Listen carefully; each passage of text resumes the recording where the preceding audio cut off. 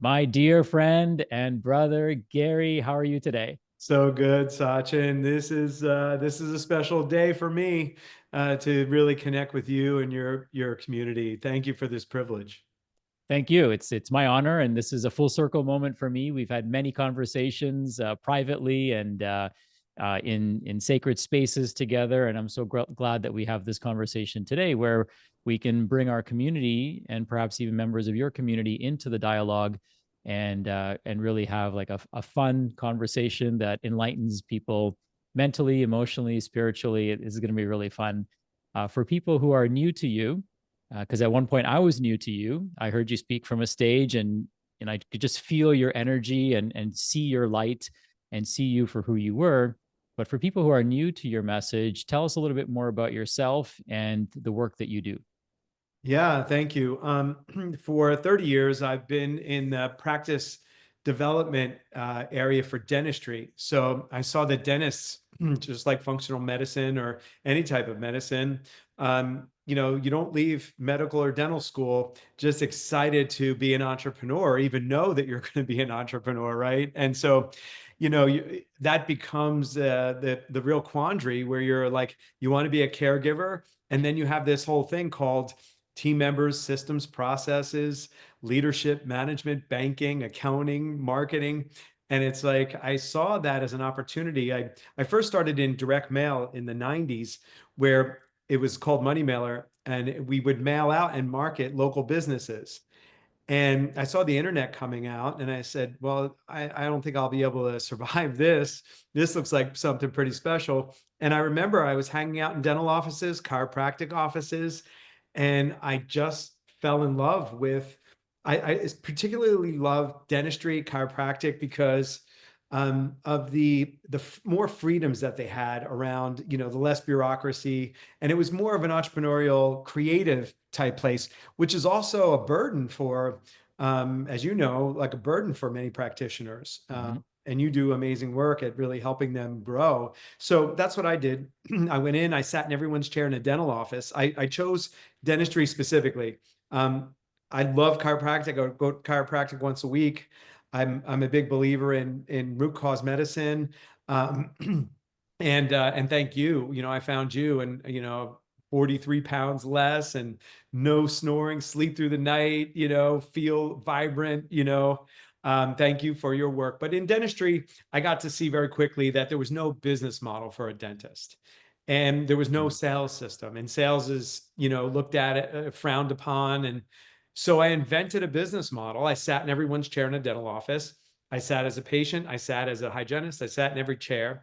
And I'm a big reverse engineer guy. I reverse engineered a business model. I'm expert in two particular areas: business development and team engagement. Because you can have a business, but if the team's not aligned and they're not engaged in what the true purpose behind the business is, I found you have this chaos, and it's very difficult to produce an outcome, or really an experience in a practice. So I codified that. We've delivered our methodology to over 7,000 practices in North America, Canada, US, Australia. So it's been a real, took me around the world, wild ride. And now we're actually rolling up. We're rolling up practices, like-minded individuals, and we're selling them at multiples higher than the practitioner can get on their own. So my whole purpose behind my work was freedom, providing financial freedom, emotional freedom, mental freedom around business, this complex thing called business in medicine and healthcare, and making it simple, taking this complexity, making it simple, and then allowing the practitioner to do what they love to do. And then when they're ready to exit, really allow them to get the worth of their practice. And so I spent a lot of years doing that. And I just did an ESOP. It's an employee stock option for my team, because I couldn't have done this without my team. And so they are now the owners of the business. And that was my personal exit. And now I'm starting a new company, as you know, collaborating with you and other best in class, best in the world practitioners to bring about transformation in men's well-being, entrepreneurial men's well-being. I love that. I love that. A man of many hats, a man of one mission, which is to make the world a better place, and you do it in many different ways. So thank you for the work that you do. You've been a wonderful mentor to me. I've seen you as a father, as a husband, really up leveling constantly, and it's helped me up level, my relationship with my wife, my relationship with my son. So thank you for being such a source of inspiration, not just on the entrepreneurial side of things, but perhaps in the things that matter more, the relationship that we have with the people that we love the most. And I Yeah. want to acknowledge you for that, for being such a great role model for me. So thank you. It's an honor. We tend to get wrapped up in our identity in our businesses and wrapped up, because as entrepreneurs, it becomes our identity. And I'm now coming up on 17 years sober, Sachin. This is Hmm. nuts. This is another part of my story. And I got to the underbelly of what's underneath the alcoholism and the numbing. I got to see that actually the identity that I had for my business was a harder addiction to break than alcoholism. That's how Hmm. deep it ran for me personally. So we're bigger than our businesses, but they all are all consuming usually. And we're obsessed with them. That's why we love them. And that's why we're running a company and not really working for someone. But there's a way to break free from that and have it all right now, not someday when you sell or retire. And that's one of my missions, is to give people life today, not someday. Thank you. One of the things that the people that are listening are many of them are new to business, like functional medicine, health coaching. These are like very new and emerging fields. They're not as established as, let's say, dentistry or chiropractic or even traditional medical care. Yeah. So there's so many new entrepreneurs or, people who are entering into this ecosystem. I'm curious, what advice would you give somebody who's just starting out, the who are just getting their feet wet, just starting out in business? Like, are there key frameworks or mindsets or ways of looking at life or business or paradigms that can be helpful for them starting out? Our friend Ben Hardy wrote a book called Who Not How. Mm, And I would spend less time trying to figure it out on my own. And I would find out somebody who you have aligned values with and just turn it over to them. I know it sounds scary, but like most doctors, they don't. I've never met a dentist who said, I can't wait to wake up this morning and read my P&L and look at my statistics. Like, have someone set up a business model for you and then understand how it works, and then have somebody sit down with you on the thing that you actually hate to do. We sit down with our doctors once a month and go over their P&Ls and let them know where their money's going. They're never going to do that on their own. So like, I really like a person who has integrity, who has purpose, who cares about it, who you hear that has a business model already built. And then just don't try to figure it out, because for you to get an MBA, for you to understand the pitfalls, for you to understand all those things, if you're a new practitioner, you might be sitting there going, I can't afford a coach. Well, yeah, you can figure out a way to do that. There's coaches that guarantee results, that guarantee that they're going to pay for themselves. Those are the coaches you want to work with. And instead of trying to figure it all out because it's trial and error, and like you're trying to read out a book and then try to apply it, and then you have your own belief systems. The thing I've learned is like, there's myths and limiting beliefs that we have. If you don't, there's two different brains that it takes to run a business, and be a caregiver. The one brain who is like, giving and caring for, and then there's like another, brain where you have to like know structures and numbers and systems and know how to confront things. A lot of our dentists, I always say this is, I designed our methodology for the non-confrontational mhm. man or woman, who hates P&Ls, who hates to run a business, and you just make it easy for them, and you get it done for them, and then this way you can just go be a great doctor. We need more of that in the world. We need more functional medicine doctors speaking their message and putting a business model that works in place, because then you can put 80 to 90% of your time focused in on what you chose to do in the first place anyway.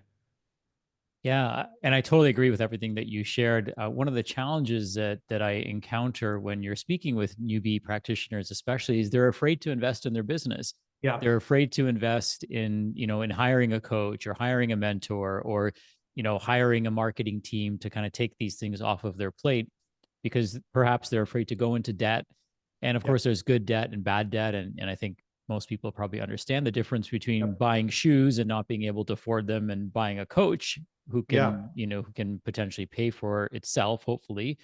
Um, what is the mental barrier or framework that needs to break in order for them to see that light? Because I think contextually it makes sense, and from the left brain perspective, yeah, it's very logical. But what needs to change for them in the way they think in order to make that investment in themselves? I wrote a book called Raise Your Healthy Deserve Level. In practice and in life, you don't get what you deserve, you get what you think you deserve. The Mm, worthiness of self is the number one thing I find. Because there's an unworthiness to go, I don't deserve that. I don't deserve to have somebody come in bright. I'm young. I'm new. I got to struggle. By the way, we're going to talk about struggling hopefully today because I had it all. I have a beautiful wife, Judith, as you know, hmm. beautiful son, Rome, who's overcome autism through functional medicine methodologies and biomedical treatments, who couldn't speak when he was 5 and now is at Walter Cronkite School of Journalism in Arizona State, being a play-by-play sports broadcaster on the radio, calling D1 games. So, Wow. yeah, and like my wife and I were struggling with it. Like struggling, I always say this: pain is necessary. That tells you you got to make a change. Suffering is optional. Your relationship to it. Mm, When you can shift your relationship to things, that's when things open up because circumstances in life is going to happen. I go to school, I become a functional medical doctor. I now have this challenge. This is painful to me to run this business. Then there's like the beliefs in here called, what I find is it's not that they don't have the money. It's not that they don't want to take the risk. It's the worthiness of self. I found is I'm a root cause guy when it comes to developing a business. Like, hmm. that's how I help root cause doctors express their root cause work. So I like getting to the root cause emotionally where people get stuck. And I wrote a whole book about it. In my 3rd year of sobriety, this book came through me in 10 hours. It took me 10 hours to write this book. My first book was, 10 years probably, but this book came through me and it was about the being, doing, and having of life. Beingness is how you show up for yourself and others. Purpose driven, being of service, caring, put together dressed wise. Beingness, who you be about what you do. The do part is like, all right, are you selling transactionally? Are you selling procedures? Or are you selling, a lifestyle? Are you selling health? Like getting in relationship to what do you actually do and provide in your practice. And then the big thing, the blind spot that I found, and I had this for me, was that in life and in business, you don't get what you deserve, you get what you think you deserve. So there's 2 types of beingness: the chronic way of being, which is down here in the voices that are in your head, and the social way. Most people say, oh, I deserve to have a Porsche 911. Oh, I deserve to have this, or whatever your thing is, but having help, especially for men, this is a gender thing. Our women dentists who come to us, they're like, I don't know what I'm doing. I need help. Show me the way and follow the system. Like, don't you as a doctor, when you give protocols and like supplementation and all this stuff, like if they don't follow your procedure, you can't get them well. Hmm. So I learned this thing called worthiness of self and then surrendering to win. Surrender to somebody who's already figured it out. Follow the system. Like I couldn't lose a pound of weight for 20 years. And in 6 weeks, I lost 44 pounds with your metabolic reset program. How cool was that? I'm a new human being. I'm sexier. I feel sexier. I make love with the lights on. I like, I mean, it's so many things happened. My wife did it. She's like, we're 62 and she's like, feels like she's 25. She's never felt as good. She took tennis lessons. She's like so self-expressed, but we didn't know what we didn't know. Hmm.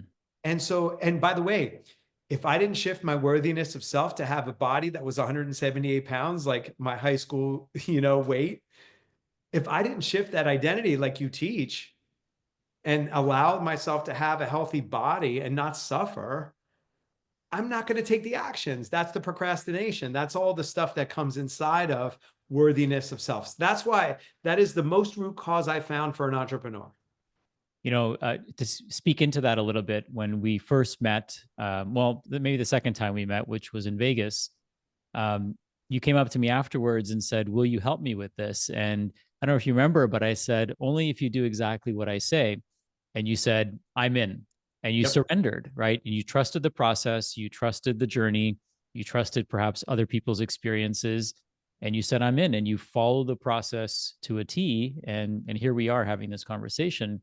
So, you're not just saying this for the intentions of this podcast or this interview. You actually live this way. And Let's, I'll come back to it in just a second, but there's an example that will highlight as to what you talked about with pain and surrender and suffering being optional, because not everyone realizes that y there's so many people that are in pain, yep. and virtually everyone has pain at some point in their life. But Mhm. the problem is they suffer, and the suffering is really the tragedy, not the pain. Pain is inevitable, right? As the Dalai Lama says, and the suffering part, or might be Buddha that said it, that pain is inevitable, and suffering is optional. And it sounds great as a little quote or a Facebook post or an Instagram meme, but when you're in the thick of it, right, that's when you really get to see who's doing the work. And if you're open to sharing, I know you went through a challenging time this past November, when you had a bit of an accident. Do you want to dive into that and share a little bit more? Yeah, I love cycling. I'm a cyclist. I love road cycling. I love mountain biking. And when the day my mom died, I live here in Arizona, full time and well part time, and I went out and I did my mountain bike ride. I always visit my mom out there. When she passed, she passed away from COVID, April 2nd, 2 weeks into COVID, and I didn't know what to do. So I just got on my bike. I needed to move, and I went out there, and that's been my connection to my mom. So I was just feeling that, and I didn't tell anybody I was going out for a mountain bike ride, my wife or anybody, and I just went out, and I went out and I was on my bike, and then I was being awakened by my Apple Watch, um, and it said emergency SOS, and I was looked down, and it was the Scottsdale Fire Department, and I couldn't answer it because I couldn't move left or right. And so I said, Siri, please answer. And it said, this is Captain Gary. I go, well, that's me. He goes, I got alerted by your Apple Watch that you had a hard fall. Are you okay? I said, I had a hard fall. I don't know if I'm okay, but I'm alive and I'm moving my fingers and toes. And he's like, okay. He goes, where are you? And I explained, he goes, well, we can't find you that way. We're going to send a drone to find you. And that's when I knew, okay, I'm like, all right, I kind of woke up out of a blackout. They send the drone. I'll never forget the drone buzzing above my head and I'm waving to it. Then they send guys out on motorcycles and 4x4s, and they were going to airlift me out, but I chose against it. And 6 men actually walked me about 2 miles to the trailhead, took me to the hospital, and I had a broken femur. I had a broken right hip replacement. So I had a hip replacement that went into my femur and split, and then a broken clavicle. And so I was in shock, and it was pitch black. It took me 4 hours to get out of the desert. My wife was waiting for me at the trailhead. Hmm. And, it's been 13 weeks since that time. And I can honestly say, which is, through this work that we're talking about, I was in pain. I still have glimpses of pain here and there, but I never suffered. And I actually, and I share this because I had suffered a lot in my life. I had chronic suffering and zero joy, and I flipped that. And I played a game called Chronic Joy and Zero Suffering. And I didn't have to, at first, I had to consciously think about bringing joy to myself. Like I used to write gratitude lists. That's where I was like forcing myself to get there. This was just an innate thing where I was the patient, but I was bringing joy to nurses. Still to this day, they're texting me. They had the mantra, zero suffering, chronic joy.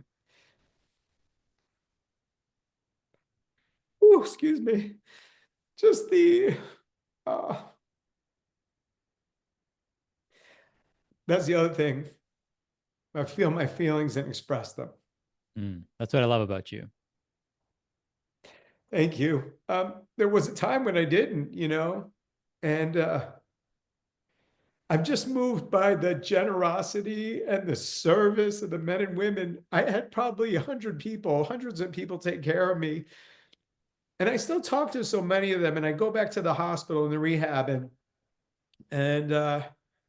this wasn't done to me. It was done for me. And I have the privilege of going through this experience and having so many blessings happen, but I couldn't see those blessings in the past because I Mm, was a victim to things, and I had the world happening to me, Sachin, and and three miracles happened within 3 days. As you know, one of my favorite things to do is I love cars, and my dream was always to design a car. And you were there that day when I was designing it, and pick it up in mm, Germany and drive it around the Autobahn. And my wife and I created it as our second honeymoon, 20th anniversary. And we said, we have no regrets because we understand the universe and God are always guiding us, and whatever's supposed to happen happens. But we have preferences. We like saying we have preferences. And there was two preferences that I said I had. I lost a friend 17 years ago when I quit drinking, and my sister and I are just opposites, and we're not connected. And literally within 2 days, my sister calls and says, I'm coming to see you. And we had 10 hours of uninterrupted connection. And mm, we've been talking every day since. We've never been so close.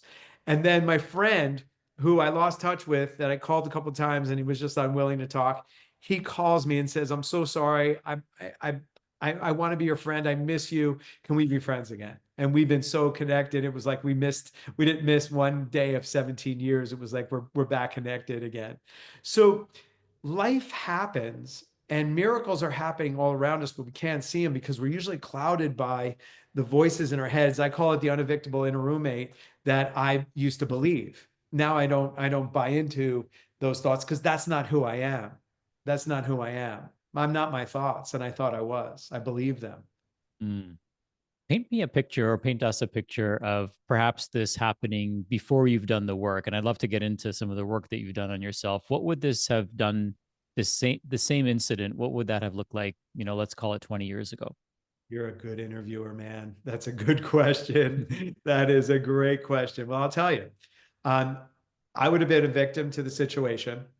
I would have brought everybody around me down. I'll give you an example. Alcoholism is a family disease. It brings the whole family down. It is also, I've learned, a family recovery. So the family recovers when you recover. Um, in learning that, when I went down, we had a trip to New York planned. And my wife was like, I can't go. I shouldn't go. And I took on a mantra called today's better than yesterday. Anytime everybody asks me how I'm doing, I go, today's better than yesterday. I would find something today better than yesterday. And it wasn't like waxing on positivity. It was, I would have not done that before. They would have been, how are you doing? And God, I can't take this pain. And I'm like, horrible. And like, can you come see me? And I have my wife like suffering next to me in the bed. Like, she doesn't want to be, I mean, she would be like, if I wanted her to be there, she would be there. But like, I go, honey, you went through this and you went through this injury with me. You waited for 4 hours till I got out of the desert. Mm, I was told that I was in for surgery for 2 hours. I was in surgery for 5 hours. I couldn't imagine what it would be like. The me before would have been unconscious about the impact that my circumstance had on everybody else. I had zero consciousness because I was so self-consumed of surviving. See, once you start breaking the worthiness of self and start getting that, you don't live in survival anymore. I didn't know that was the breakthrough moment. Self-love. Um, my wife goes, here's another example. She goes, can you have some compassion for yourself and me? I go, I do have compassion, Judith. Right. And I hated myself 20 years ago. And then what I did was I spent my whole life proving to the world that I was okay. We don't realize we do this. I speak a lot about men because I don't know if women have the same thing, but there's the arc of a man. The first arc is getting the love that you didn't get that you wanted. That is the first octagon that you battle with, usually a man with his father. So mm, wanting to get love or be loved is like the first arc of a man. The next one is the empire. Okay, kids, payroll, all the things that it takes to live in the world and be a parent and be an entrepreneur and be a doctor. Like that's the octagon you're grappling with. And the last one is the octagon with your ego, because when you're ready to exit your business, all there is you with yourself. And that self is usually, I would say your ego is not your amigo, right? It's like, you're there, it's you and only you. And it's like, what do you do when you're empty nested, when you don't have a business? Like when I didn't have a schedule, I freaked out, Sachin. Hmm. So my point, going back to your question, I'm trying to lay some groundwork here to say, in the past, when I was personally in pain and I wasn't dealing with that, I would inflict pain, shame, and guilt on others and bring them down with me so I could feel comfortable. This Hmm. time, I had this situation. I gave life to that third shift at night that they go home on, they work all night Saturday night. When I got to know them, I got curious. And I said, well, where are you going tomorrow? She goes, I'm going to church right when I get off my shift. I go, you're kidding me. And then I go, what are you going to do? Then they go, we're going to go feed the homeless down in Central Phoenix. I'm like, you're my hero. And Hmm. I wouldn't have paid attention. I would have said, can you change my urine samples? I mean, not samples, but like I couldn't get out of bed. It took 3 men to get me out of bed. So I had to pee in bed and they had to change my urine. And I'm like, it's sort of like when I look at you, like your grace, the grace you give to people. I wasn't built that way. I have that now. But going back to the guy 20 years ago was all about me and what I can get and how do I get it. And I was so in fear and I was so like self-consumed and trying to prove to the world that I mattered, that I couldn't see, hear, or feel, or think, or love like I can today. And this is all I want to do, is give this away. And that's why sharing this is a real gift to me today. I love it. I can see how it lights you up, and it's lighting a fire in me too. Maybe Gary, you can build that bridge for us from you, let's call it 20 years ago, to you today. What are some of the tools, the resources, the assets, the people you brought into your life to help you get to where you are today? The first thing I would say is integrity. Um, I I was not a man of my word. I had a coach. I had this business and I failed. I was 25 years old and I owed 800 grand in debt.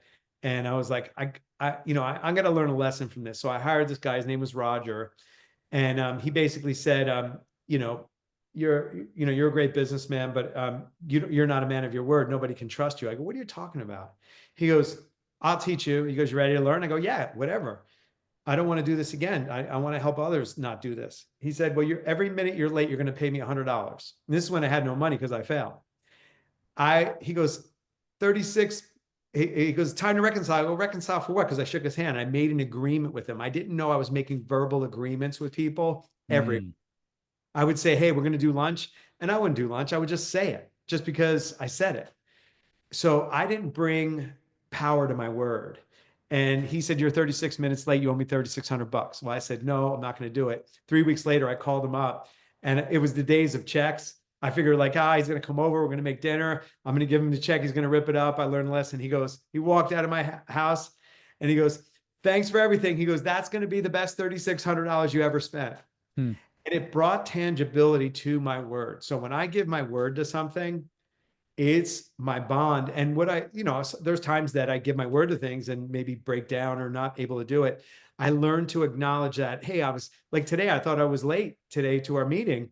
And I said, Sachin, I checked in what time and I was ready to take responsibility for being late. And I wasn't late. I just had the wrong time. But like, I'm very conscious that is the foundation. See, integrity is the foundation for workability and scalability. You can't scale past yourself if you're not trusted with your word. And so, like, I wasn't trusted with my word with my wife either. That was another thing that came into my life. Is my wife, she gave me two things. She said, look, if you want to be with me, number one, I'm not interested in having a mediocre life. I'm not your girl if that's what you want, because we're not going to do mediocrity together. I want a man who's going to play full out, live the dash, the dash between born and dead, and we're going to go into graves sliding saying we did it all and we had it all. I'm like, okay, I can play that. And then she said, if you cheat on me, trust is the foundation for everything.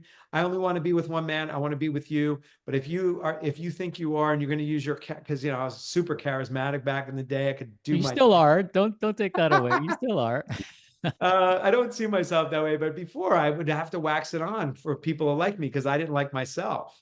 Mm, So I thought I had to be funny and smart, and I thought I had to be all these things, and I didn't need to be any of those things. I just needed to be myself. mm, Because people actually love me for who I am, but I didn't love myself, so I didn't think other people would love me. That's why I was seeking external validation rather than the worthiness of self.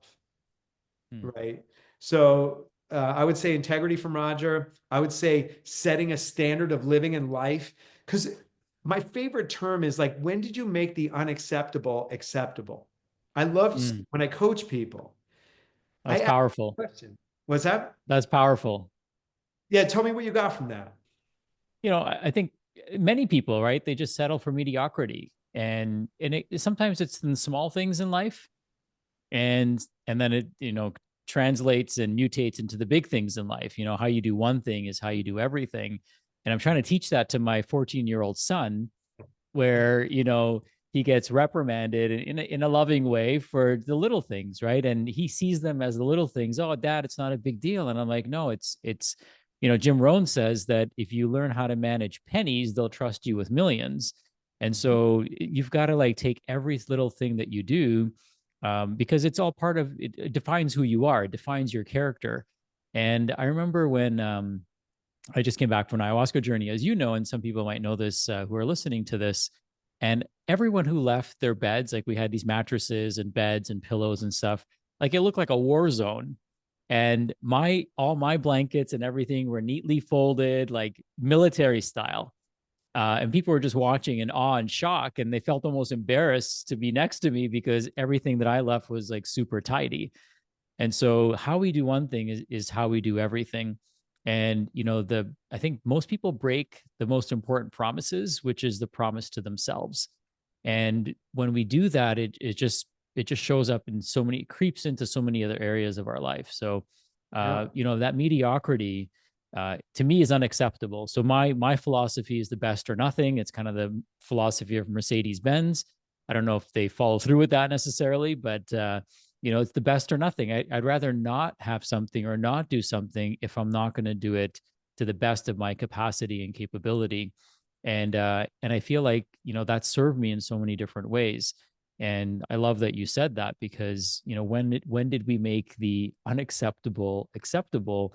If we just did an inventory of our lives, of the things that are maybe at one point were unacceptable, that we've kind of turned a blind eye to, or we've come to terms with, then I think a lot of people could just, if that's all you learn from this conversation, it's worth its weight in gold, to just do that personal inventory of what have you just kind of learned to accept. And if we make those things unacceptable, we can live an amazing life in a very short period of time, just by releasing those things that are just mediocre in our lives.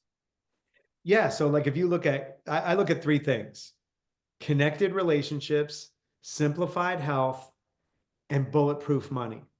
Like those three elements, right? If Mm. we look at those, in connected relationships, it's being vulnerable. I call it vulnerably. I can't even say it. Strong. I just made that term up. Vulnerable. I love it. Most people think vulnerability is a weakness. It's a strength, right? So vulnerably strong, right? Those two things together, that's how you have connected relationships, right? And then really surrendering and like surrendering to the science and surrendering to the protocol that's given you from a healthcare provider. And whether that's mental health, because I had severe mental health issues in my family, and physical health and emotional health. So those three things, those three areas of health, I found, we were talking earlier, my sponsor said, Gary, I'll be your sponsor, just like you said to me. I'll be your sponsor. He goes, if you're willing to get sober, anything I say to you, you're going to do. If you're unwilling to get sober, you're not going to do it. I'm not going to carry you up the hill like Sisyphus. And then he gives me this quote. This was a good quote. He or she convinced against her will is of the same opinion still.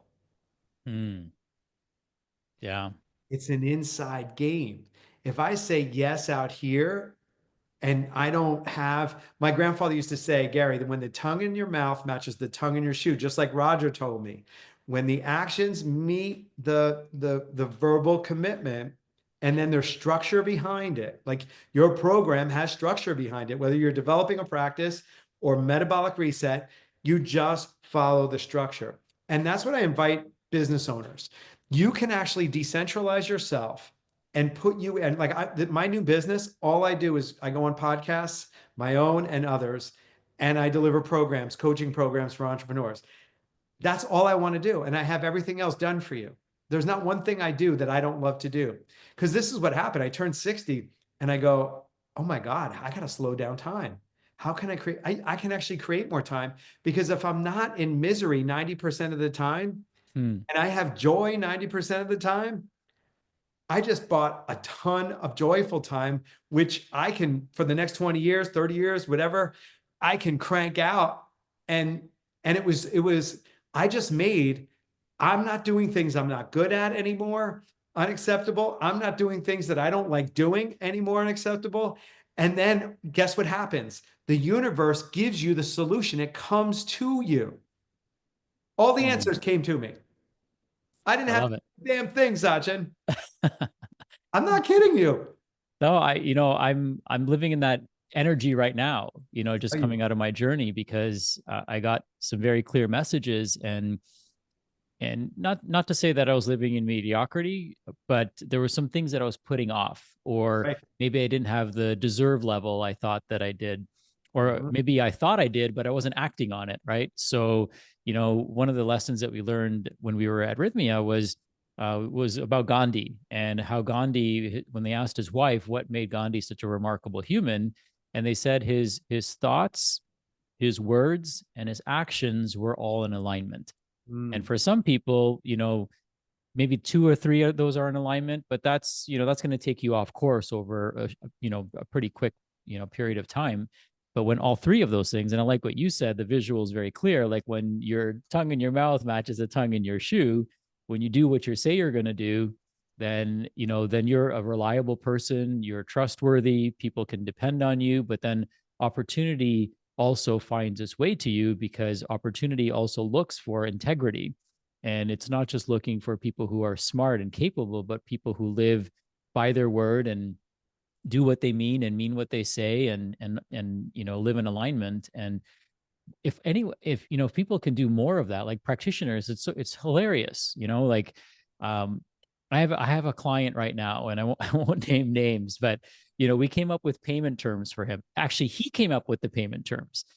And when it's time to pay, he ghosts us, and we're like, man, like, how do I teach him a lesson? Because he can't keep doing this, because he's probably doing this in other areas of his life. He's probably doing it to his wife, he's probably doing it to his kids, he's probably doing it to his patients. Because if he's doing it to me, who's helping him make money, who's helping him become successful, what is Yeah. he doing to the people that are not doing that for him? You know? Worthiness of self. Yeah. That's at It's the root. And here's what we know. I just want to add to that, Sachin. He probably has his patients doing it to him because he made that unacceptable thing acceptable. So guess mm, what? If you believe in the universe gives you what you give to it. And if you're yeah, doing that to you, it becomes acceptable for the people in your universe called your patients not to pay you. It's yeah, directly connected. The minute you clean, the first thing we do when we go into a practice is clean the integrity up. Because if you don't operate from integrity, like make promises, what are the agreements? What are the agreements with the team? What are the agreements with patients? You know what's mind blowing? When we first go into practices, there's no agreements on how to pay. Like none. hmm, It's like whatever kind of comes up. And then there was no accountable person dealing with payment terms. So it was a free for all. If you kind of went through the front desk and paid, it was a good thing. Hmm. But that's the worthiness of self at its root.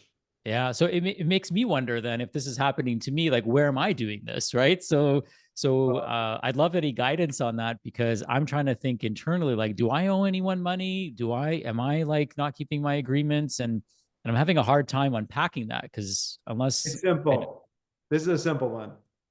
If you allow him to stay in your universe, then a wheel has integrity of 100%. The minute you let one person in and crack that integrity, you're going to start seeing integrity breaches on your team, with other clients, with patients, with your family. That's one thing that we are rock solid on, which is if we make an agreement and it's broke, we give people chances. Like we call it the aid system, because people forget. So if we make agreements, make and keep agreements, and then this is how we deal with people who break agreements, the AIDS system. I asked you, right? I intend, I demand, and then we enforce, hmm, and then we suspend. So we really give people 5 times. Hey, do you remember our agreement that we said you're going to come up with this? We don't go in like they're doing it to us. We go, hey, did you remember what the agreement was? We take them back to the original agreement. That's the ask. And then we insist. Well, we understand that, but like, I just want you to know, like, we're happy to serve you, but integrity is the foundation of our work. And if we keep breaking these agreements around payment terms, it affects my ability to serve you. And I don't want to compromise my ability to serve you. Then it's demand. Hey, we just had 2 conversations. This is my last. And by the way, we do this with team members too. If you're showing up late, like that's a breach in integrity, which allows patients to show up late. All of hmm. it is all the universe that you hold gets expressed in all areas, and it's the unacceptable becoming unacceptable. You're telling the universe that unacceptability is acceptable, and then it starts creeping into your world. And before you know it, you have a broken down jalopy. Hmm. Thank you. Thank you. That's very insightful. I can already like visualize the email that I'm going to send after this conversation. I appreciate We that because actually have it's, the email set up already. The ask and email, the insist email, the demand, the enforce, and the suspend. oh, I love that.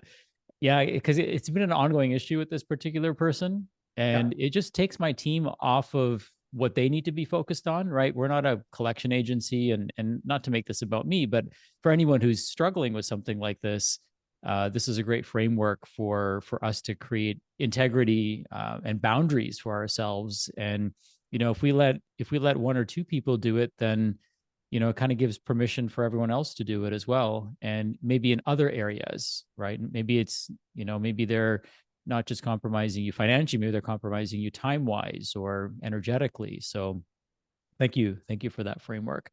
My pleasure. I'll give it to you in the metabolic reset context. I Sure. was just down in the Montage in Los Cabos, by the way, magical place, magical, mystical, spiritual, amazing place. And, they had this amazing gluten-free donut that I like started cracking. And then I started having that. And I go, oh, yeah, I can have that. And then I can have the gelato. And then I can have this. And before I know it, I'm loading up with sugar. And then I come home and I have this new addiction to sugar that now I'm just going to go back on the metabolic reset for a couple of weeks. But I have to reset myself because I cracked in, went outside of my space. And I've been doing that, but it became a daily thing. Mm. And yeah, it's a perfect example of that. Yeah, thank you for sharing. Now, you've also, have several mentors that you've worked with, and I know you're really big on surrounding yourself with the right people that can support you in different areas of your life. Yeah. Do you mind sharing some of the people that you work with? I know they're part of a collective that you've put together with Life on All Cylinders. I'd love to hear how they've impacted you as well. Yeah, well, over the years, finding good mentors, finding people that are aligned, finding people that have so a common trait. For me, the thing I learned was people that are enforcing and like boot camping and like never worked for me. So I probably spent hundreds of thousands of dollars and many 10,000 hours to learn the different realms. And I was talking about connected relationships. So I work with a gentleman from my mental health, Dave Adamusko, and he also helps me with with Judith and I. We went through a tough time where we moved out of New York City to Arizona. We had empty nesting. I had a hip replacement, and we weren't communicating well, helped facilitate that. So from a marriage perspective, I have a coach, and that's Dave Adamusko. And then I worked with him for 7 years. I found him out of the Karen Breakthrough course. Very good course. If I didn't go to rehab after I just went to an alcoholic program. But that program was really good too. And Dave led that program. And then I started working with him individually. He's unbelievable for mental health and also for marriage counseling, marriage coaching. And then my wealth. I'm a street kid from New Jersey, came from nothing, Sachin. I was told to go work for a corporation, and if I made $75,000 a year, I should be happy and, just retire with a brown package. And Jim and Do Wealth. Do Wealth they have a virtual family office. And I had no idea what a virtual family office is. Basically, billionaires have this. Jim Do created this, the concepts that are used for billionaires, and he uses it for millionaires. And it's the best program on the planet. It's about making rich real, because what rich is for one person and wealthy is for another person is all different. And it's all about the inside. He believes that money is an inside job, and that's what I believe. I always say bankruptcy doesn't exist with banks, Sachin. It exists with, if I feel bankrupt, I bankrupt my life around me. And so Jim puts together, and then usually we have silos, and we have to be in the middle of like our wealth management, and he has everybody talking together, and it's not me in the middle of it. I have a coach, and I meet with them once a week. It's a game changer. For men's health, I go to Gio Espinoza, who, testosterone, ED, all that stuff. He's prostate health, amazing. You are my health practitioner. I recommend you to every human being. There's not a day that goes by that I don't have a conversation, as you know, because pretty much every day I'm referring at least one patient to you. I don't know how I got to be close to 100 soon, right? We're getting there. Thank you. I'm so grateful. Yeah, because it's easy for me when I find someone who's great at what they do and has a structure and a system to it. By the way, it's one thing to have a person who's good to what they do, but I look for, like, what is the systematic approach that allows it to be sustainable? Because if it's not sustainable, it doesn't work. So, you're my health coach, my wife, my son, and my whole inner circle has, worked with you. We probably collectively help people lose thousands of pounds and sleep better and relax better and all that. And then I work with Carolina, who is an amazing leader of the Course in Miracles. And if you're really interested in really learning, I call it practical spirituality. But I'm not a religious guy. I've been Catholic, but I really was interested in learning more about spirituality and how I can find my God and where does he exist and who is it? And, I really do a lot of work with the Course in Miracles. I think it's a really beautiful program. So yeah, these are some of the advisors and mentors that I've amassed and put together for men's coaching, a high achieving men's coaching program for entrepreneurs, male entrepreneurs that just want everything done in one-stop shop. Like, I'm the quarterback, I'm the host, and I codify everything. I give everybody the top line stuff. And then if you want to go deep with everybody, they just go and hire everybody, from there. So. Well, I love your new kind of identity as a DJ, helping, playing the greatest hits, so to speak, and, putting together a mixed track of your favorite people, your favorite, people that have poured into you and people who, are ready and willing to pour into others. It's been such a blessing to get to know you and to be part of your ecosystem and to gain your trust and to see you transform and to help transform your family and also your community. We've had the blessings and privilege to work with many of the dentists that you coach and train. And thank you for all these opportunities that you've provided me. And you're just such a ball of light. There isn't a day that goes by that we don't talk about you in our house either. So if your ears are ever ringing or burning, it's because Deepa and I are probably having a conversation about you and how how much of a blessing you've been in our lives. So thank you for, you know, not just in our business, but in our personal lives, which I think to me and to you is far more valuable than our businesses. But of course, um, the best is yet to come, as I say. I know there's so much work that we're going to do together and continue to grow and contribute to a greater good for everyone involved. Um, Gary, there's so many lessons that you can unpack, and I know I've asked you a lot of questions, but what's something that I haven't asked you that people should know about you, or something that can be beneficial for our audience to learn more? And I'd love to definitely direct them to learn more about the work that we're doing together with Life on All Cylinders. But what haven't I asked you that you think I should? Mm, wow. I mean, you're such a great interviewer. We covered a lot of ground today. Wow, you stumped me here. I don't know. You really got me. I usually start, I at my desk, I have this Henry Ford quote that says, whether you think you can or you think you can't, either way, you're right. Mm, And I love that quote. I also love, you know, um, I think it's Maya Angelou. I think it's the other quote I love is never doubt that a small group of thoughtful, committed citizens could ever change the world. And indeed, it's the only thing that ever has.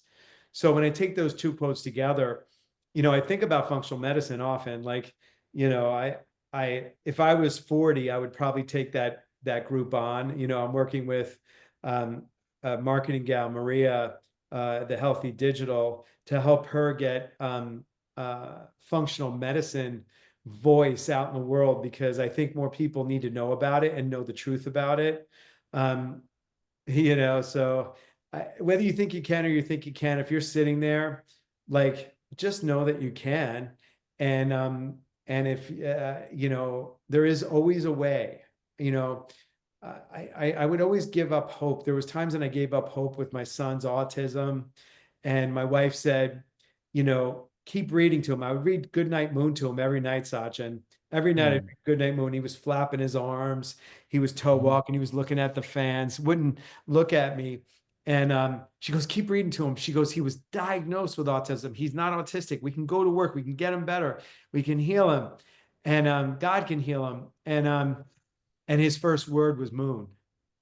So, Wow. like, if you're sitting there, like, maybe not the question to ask me is like, if you're sitting there hopeless, like, I was a street kid from New Jersey, came from nothing, um, destined to go nowhere. And really the blessing of, like, seeing that anything is possible. I did a lot of work at Landmark Education, which I really love too. And that gave me the beginnings of transformation. And the difference between story and fact. There's facts, and then we're really living in a story around the facts, and really breaking life down to anything's possible.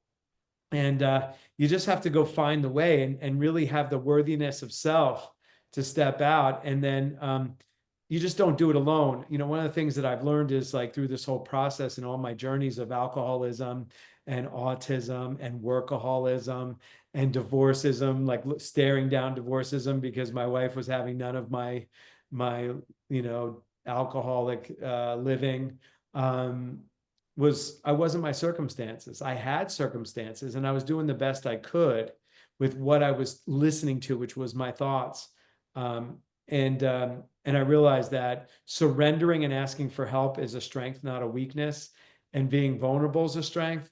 And so, just allowing myself to be myself was, like, how this all turned out. And I happen to have a skill set to build medical practices and help practitioners help more patients. That's what I do. That's what I've done my whole career. Now I'm helping men, high achieving men, live a life of chronic joy and zero suffering. So yeah, I guess it's not a question, but it's kind of like what I wanted to say about, like, Mm, what's possible.